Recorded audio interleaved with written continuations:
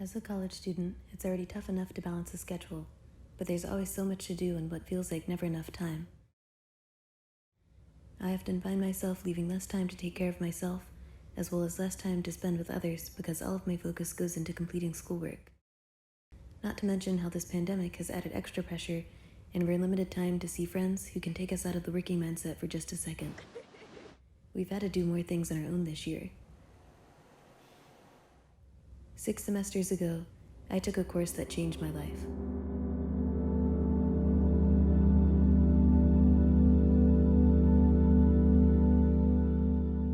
When I was in high school, I experienced pretty debilitating depression and what at the time was not diagnosed as anxiety, but I'm quite certain it was.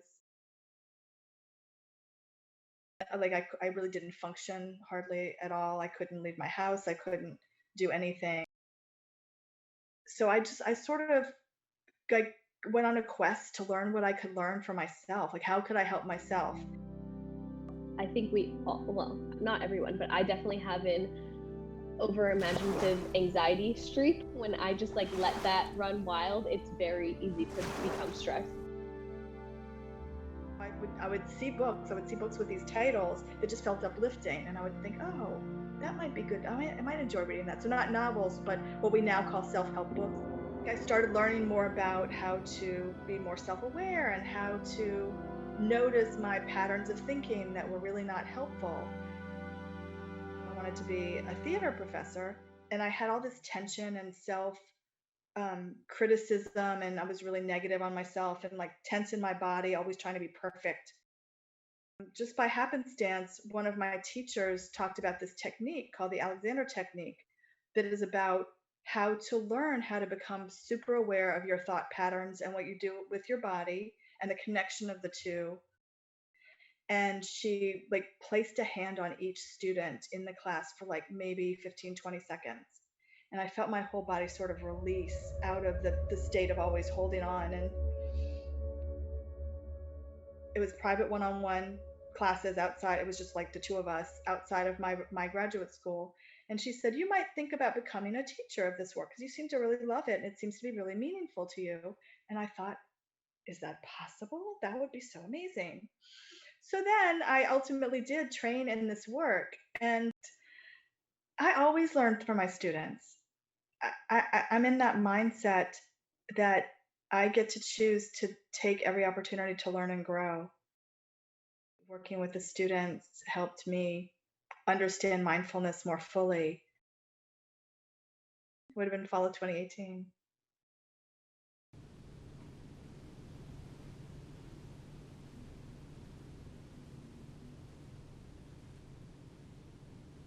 My experience was actually so amazing. I'm so happy I took that class as an RCC class and it's like my first class in Rollins.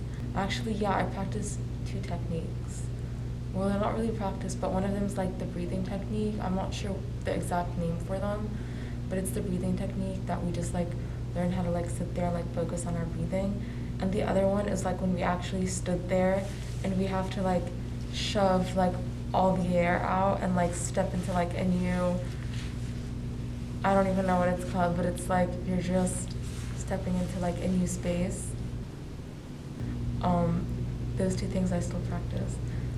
It was overall a really good experience because as a freshman, there's a lot of stress, and the class really makes you feel like more like unstressful because of the things we do. And even if you don't really take what you learned from the class to outside and do the moves and exercises we do in class outside of class, just like the thought about, or even like the things we do in class, that's like enough to make you feel less stressful throughout the day. Like we do like the last 5-10 minutes of class when we just lay on the floor.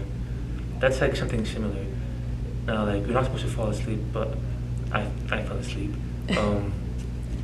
So yeah, like when I'm just really stressed or tired or exhausted, I just take a nap. And that's like my way of feeling less stressed. Mindful living helped me become aware of myself. I was doing exercises to keep me grounded and present in the moment, which has helped me take a step toward getting the best out of my life, especially in stressful situations. The class opened my eyes about improving my mental and physical being through appreciation of moments around me, even if they're not the best. I don't think any of us had really studied mindfulness before, and so that was just really cool to get to like do together. And I feel as though the subject matter of the class helped us have better and deeper relationships because we were all sort of on like a mindful journey. Breathing exercises.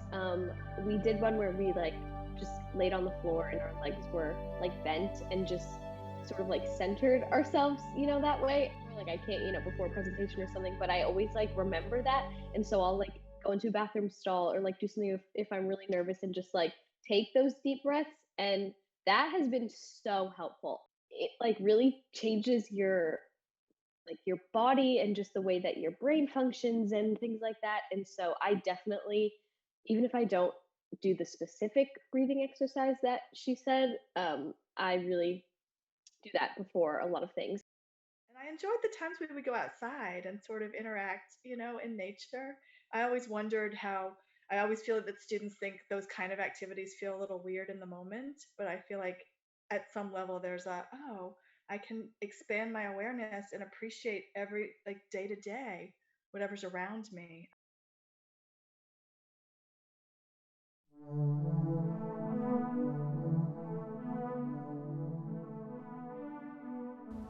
I've had moments where my day could have went way better.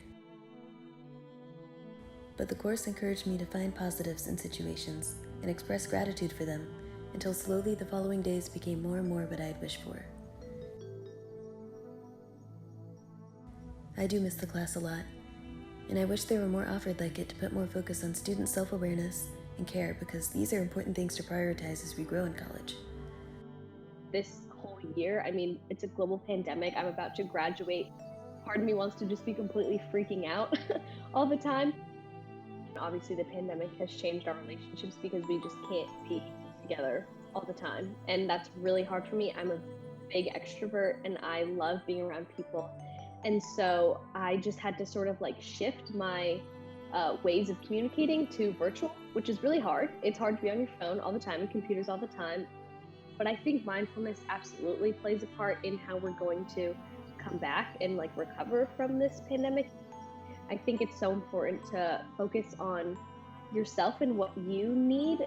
I've definitely learned that.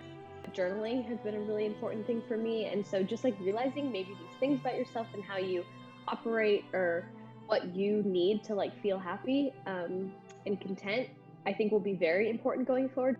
That mindset of, oh no, so much, it's so much. That's a huge piece that we can all take away, right? That we can always pause, literally, in whatever we're doing and say, let me rethink.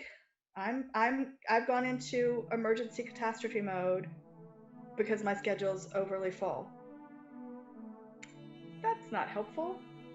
I can just take a moment to say, okay, I'm going to close my eyes and shut my screen down and just sense my body and let myself feel more supported by whatever I'm sitting on. And I'm still continuing this journey. Like I'm still learning new things constantly. It's quite a gift. It's no doubt that mindfulness has helped me feel more connected with myself and other people, even if we can't be around each other as much during the pandemic.